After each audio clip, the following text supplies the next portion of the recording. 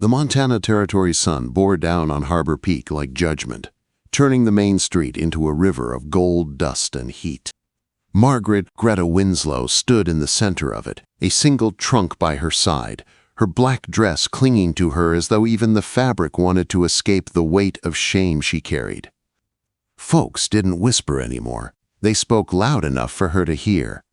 They called her the barren widow, said her husband died of disappointment, leaving her with nothing but debts and pity.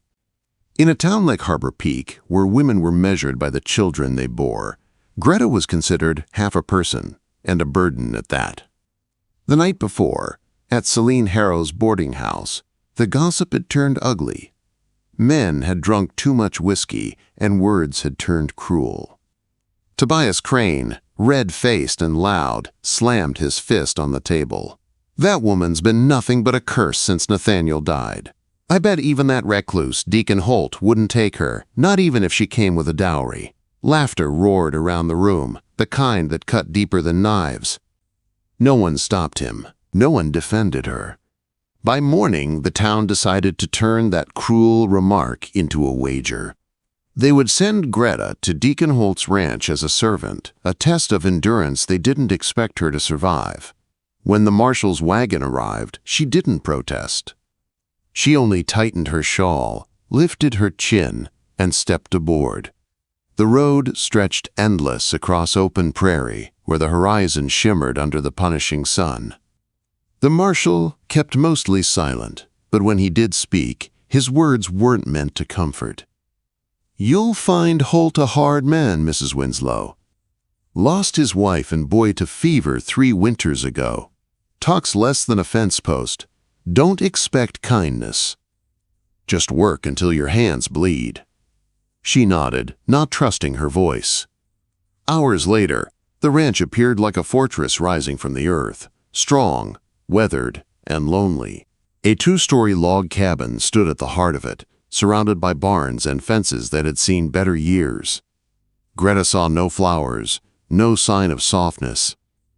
Just land carved into obedience by a man who refused to surrender to it. A tall figure waited by the corral, hat shading half his face. Deacon Holt didn't move as they approached. His stance was solid, his silence heavier than the sky. When the wagon stopped, he spoke at last. "Mrs. Winslow." His voice was low, gravelly, shaped by years of solitude. "Mr. Holt," she answered, her tone even. She would not bow her head, not again. "Your quarters are through the kitchen." He pointed toward a small door off the porch. "Breakfast at dawn, supper at dusk. Water comes from the well. Don't wander after dark." It wasn't cruelty, just the rhythm of a man who had no use for words. Inside, Greta found the cabin surprisingly tidy, not warm, but cared for. Wood stacked neatly by the hearth, tools arranged like soldiers on the wall. Still, it was missing something. A heartbeat. Dust clung to corners, and cobwebs framed the windows. It was a house, not a home. She turned to him, calm and measured. "I'll need to know where your garden once was," she said, "and what grows best here." Deacon raised an eyebrow, perhaps expecting fear, not resolve. "East of the house. Carrots and potatoes do fine. Tomatoes won't take." "I'll start tomorrow." He gave a short nod and left, his boots thudding across the porch, as if the ground itself obeyed him. Greta set to work. She unpacked her few belongings, a worn Bible, her late husband's watch, and a single dress folded neatly. That night, the wind howled around the cabin, sneaking through cracks in the walls. Upstairs, floorboards creaked beneath Deacon's heavy steps. She lay awake listening, wondering if silence could ever stop feeling like punishment. At dawn, she rose before him. When Deacon came down the stairs, he found coffee already brewed, biscuits browning in the oven, and eggs frying in a cast-iron pan. The table gleamed from scrubbing, and the windows sparkled clean. A small jar of wildflowers sat at the center. He paused. It was the first time he'd looked truly unsure. Greta placed his plate before him without a word. They ate in silence, the only sound the scrape of cutlery. When they finished, Deacon stood, nodded once, a wordless thank you, and left for the fields. Alone again, Greta carried buckets to the well, her arms trembling under the weight. The sun climbed high, beating against her back, but she didn't stop. She would not give Harbor Peak the satisfaction of being right about her. By noon, she had cleared a patch of earth for her garden, hands blistered, skirt streaked with dirt. The soil, dark and rich, gave her hope she didn't dare name. She knelt in that dirt, sweat dripping from her brow, when she saw movement at the fence line. A rider. He approached slowly, his horse steady and sure. Greta stood, squinting against the glare. The man dismounted with a quiet grace that told of strength, not arrogance. His leather vest was decorated with beads that caught the sun in flashes of red and blue. "You are new," he said. His voice carried the calm of running water. "I am Greta Winslow," she replied. "You must be Nakoa." The man nodded. "I trade here. Deacon Holt speaks to few, but he is an honorable man." His eyes dropped to her blistered palms and the half-dug garden. "You work hard for a place that is not yet yours." Quote, "I intend to earn my keep," she answered firmly. He unwrapped something from his saddle, a bundle of venison wrapped in leaves, and handed it to her. "The first hunt of spring," he said. "Your garden will take time." Before she could thank him, Deacon appeared on the ridge, rifle in hand, expression unreadable. He walked down slow, his gaze shifting between Greta and Nakoa. "Nakoa," he said by way of greeting. "Creek's running high. South fence needs fixing." They spoke few words, but Greta sensed mutual respect between the two men. When Nakoa left, Deacon lingered, his eyes falling on the bundle of meat in Greta's hands. "He means no harm," she said quietly. "I know." That night she cooked the venison with onions and herbs she'd found near the creek. Deacon ate without speaking, but when he set down his spoon, his voice broke the silence. "Stew's good." It was the first compliment he had given her. Small, but it carried the weight of trust beginning to take root. Outside, thunder rolled across the plains. A storm was coming. Greta stared at the man across the table, the one she'd been sent to break, and realized something Harbor Peak never had. The strongest hearts aren't loud. They endure quietly. And for the first time since her husband's death, she wasn't afraid of what tomorrow might bring. The storm came hard and fast that night. Wind clawed at the cabin walls, and rain slammed against the roof like 1,000 angry hands. Greta lay awake, listening to the thunder roll through the mountains. Upstairs, Deacon's boots paced once, twice, then stopped. The silence that followed was almost louder than the storm itself. By morning, the world had changed. Mud swallowed the yard, and the creek had risen high, cutting through the meadow like a wounded serpent. Greta stepped out, wrapping her shawl tight, the cold biting through the thin fabric. Deacon was already outside, soaked to the bone, hammering boards over a chicken coop that had lost half its roof. Without asking, she joined him, holding the boards steady as he worked. He didn't protest. The rhythm of labor spoke louder than words. When they finished, he looked at her, eyes narrowing against the rain. "You don't know when to quit, do you?" She met his gaze evenly. "Neither do you." Something passed between them then. Respect, perhaps, or the first flicker of something deeper. Inside, she dried her hands and began patching cracks in the kitchen walls with old newspapers she found tucked away. The cabin groaned against the storm, but it held. She cooked stew from what they had, the rich scent of venison filling the air. Deacon returned soaked and weary, but paused when he saw the firelight dancing across a home that looked cared for. He didn't speak. Greta handed him a towel, and for the first time since her arrival, he took it with something close to gratitude. They ate together in silence. But the silence felt different now, softer somehow, less like distance and more like understanding. The storm raged for 3 days. By the time the clouds broke, the world outside was reborn. Wildflowers burst through the mud, and sunlight poured across the land like forgiveness. Greta stepped outside to hang the quilts she'd washed and saw Deacon at the edge of the pasture, rifle slung over his shoulder, surveying the damage. When he turned, his expression softened ever so slightly at the sight of her. For the first time, she felt that maybe this place was no longer a punishment. That afternoon brought unexpected visitors. A wagon appeared through the mud, wheels groaning as it stopped in front of the cabin. Judge Burke Malloran climbed down, his hat dripping with rain, followed by Marshal Pikeford. "Morning, Mrs. Winslow," the judge greeted, his voice booming in the quiet yard. "I'd say you've settled in better than most expected." Greta smiled faintly. "They didn't expect much, Judge." Inside, Deacon poured coffee for the men, his movements brisk, efficient. The judge accepted the cup with a nod and drew a folded document from his coat. "I'm afraid I don't come with pleasant news. Tobias Crane's filed a claim against your water rights, Deacon. Says the storm shifted the creek onto disputed land." Deacon's jaw tightened. "The creek's been in that spot since my father cleared this valley. He's trying to choke my land dry." Judge Malloran sighed. "He's trying to bleed you through paper before bullets. But that's not all. Harbor Peak's been busy gossiping again." His sharp eyes flicked toward Greta. "People are talking about your arrangement here." Greta set down her coffee cup slowly. "Arrangement? Some folks claim it's improper for a widow to live alone with an unmarried man," Pikeford muttered, not meeting her eyes. "You know how people talk." Greta felt heat rush to her face, though it wasn't shame. It was fury.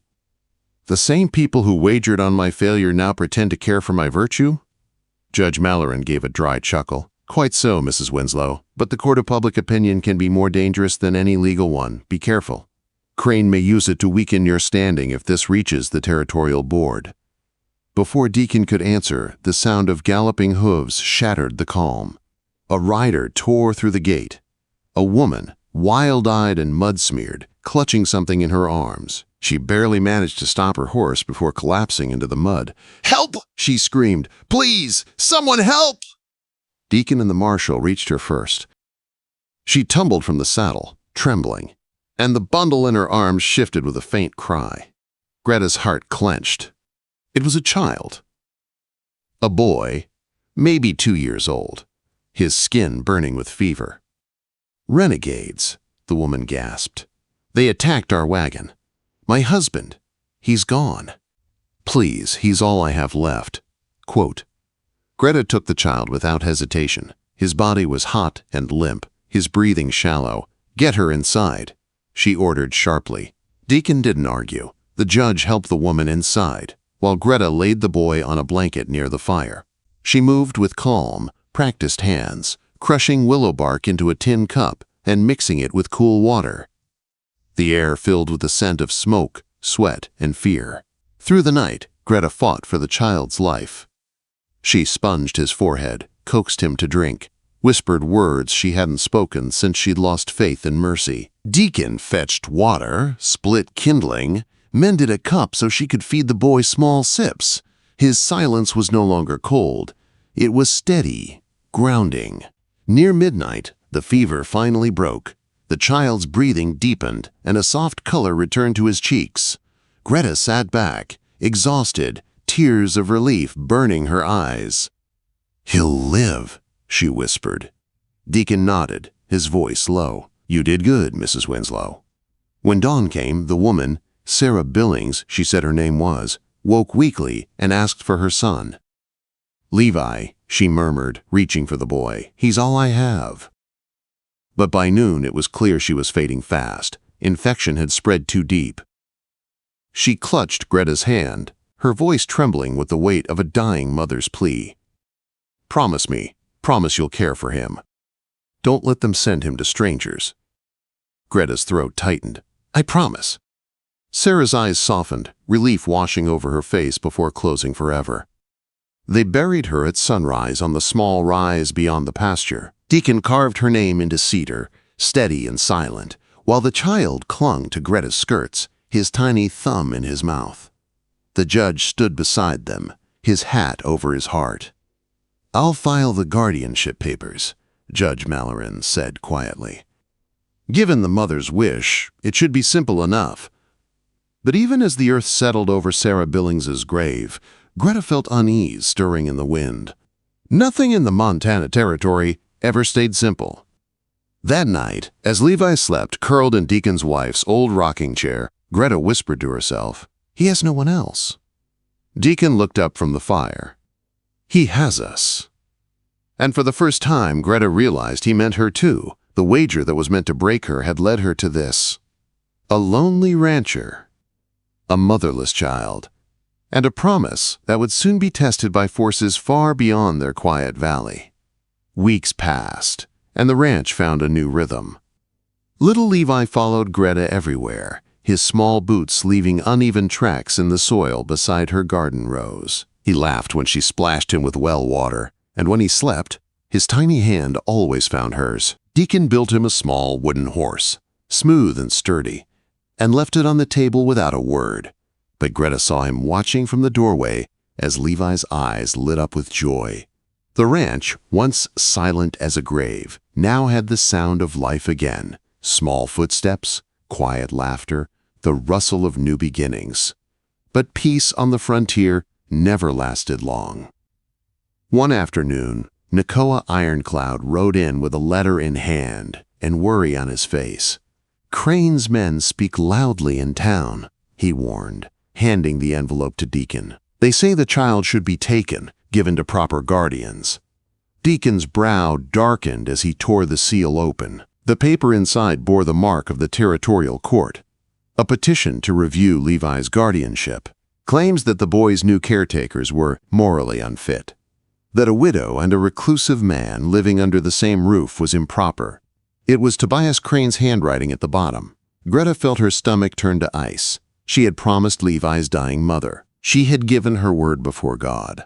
Now that promise was being ripped from her hands by people who had mocked her for years. Deacon paced the room, anger in every line of his body. He wants leverage over the water dispute. The boy is just a pawn. Greta's voice trembled but held firm. "There's a way to stop this." Deacon looked up. "How?" She took a breath. "If we marry, then no one can question it." The words hung in the air between them like thunder before a storm. Deacon froze, his jaw working silently. "Marriage is more than a solution," he said finally. "So is family," Greta replied softly. "And whether you planned it or not, that's what we've become." She glanced toward the small bed where Levi slept, his chest rising and falling in peace.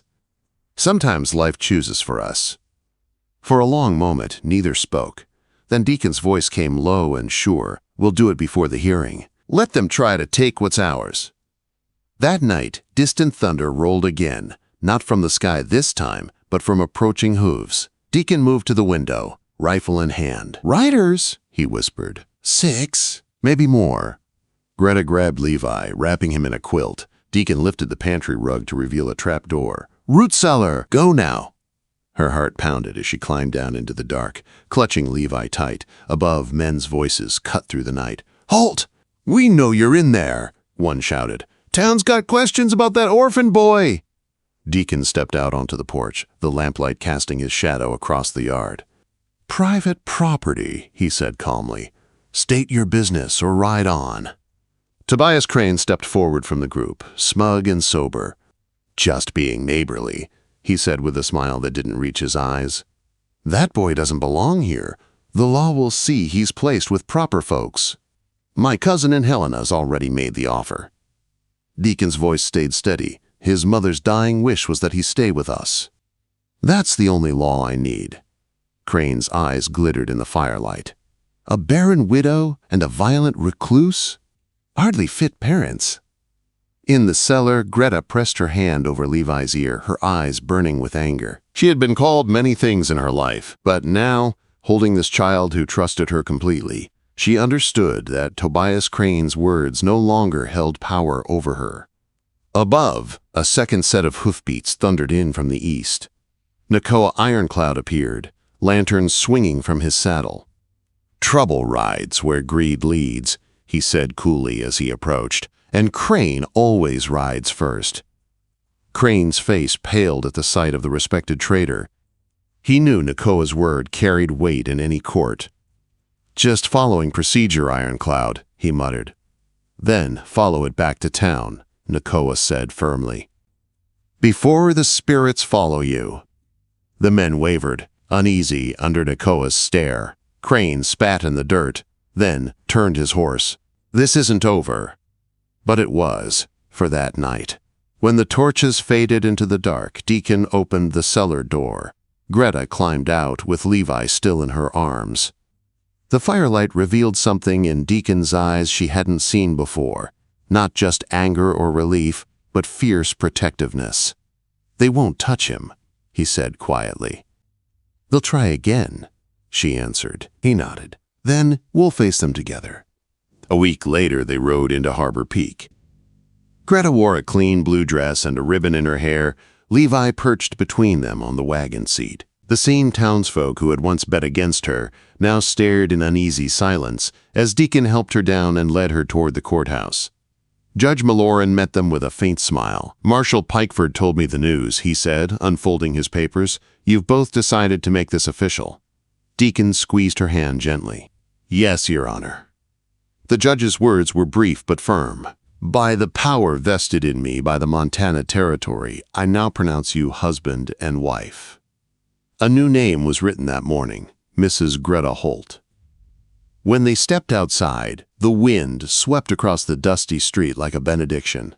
But there was no time for celebration. The courtroom filled quickly for the guardianship hearing. Crane sat with his lawyer, smug as ever, and Celine Harrow fanned herself dramatically from the audience seats, waiting for scandal. Crane's lawyer spoke first, painting Greta as a fallen woman and Deacon as a dangerous recluse. Celine took the stand and dripped venom with every word. "Everyone knows she was sent to Holt's ranch because no man wanted her," she said. "A barren woman is a curse in these parts." Greta kept her head high, her hands steady in Deacon's. Every lie only hardened her resolve. When Deacon stood to testify, the room went silent. "Sarah Billings entrusted her son to us with her dying breath," he said simply. "We've given him food, safety, and love. That's more than some men here can say about their own homes." Then Nakoa Ironcloud rose. His quiet dignity filled the room. "I was there when Sarah Billings died," he said. "I saw her hand hers over to Mrs. Winslow. Now Mrs. Holt. The spirit saw too. The boy is where he belongs." The judge leaned forward, eyes narrowing behind his spectacles. "I've heard enough from grown men and gossiping women. What I want to know is this. What does the child want?" A ripple ran through the courtroom. Levi, perched on Greta's lap, blinked up at the judge, his thumb in his mouth, his free hand clutching the carved wooden horse Deacon had made him. The judge smiled kindly. "Levi, are you happy living with Mr. and Mrs. Holt?" Levi thought for a moment, then nodded solemnly. "Mama Greta makes good biscuits. Papa Deacon fixes my horse. I help with chickens." The room erupted in soft laughter, even from the judge himself. Tobias Crane's lawyer tried to object, but Malloran raised a hand. "The court finds the boy's best interests lie with the Holts," the judge declared.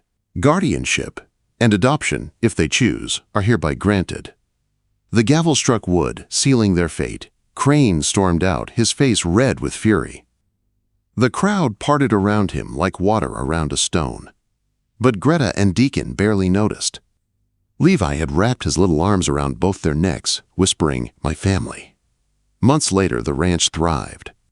The garden flourished under Greta's care. The cattle grew strong, and laughter filled the air that had once known only silence. They buried Sarah Billings beneath the cottonwood tree and signed the final adoption papers there, naming the boy Levi Holt. Nakoa stood beside them and handed Greta a small turquoise bracelet.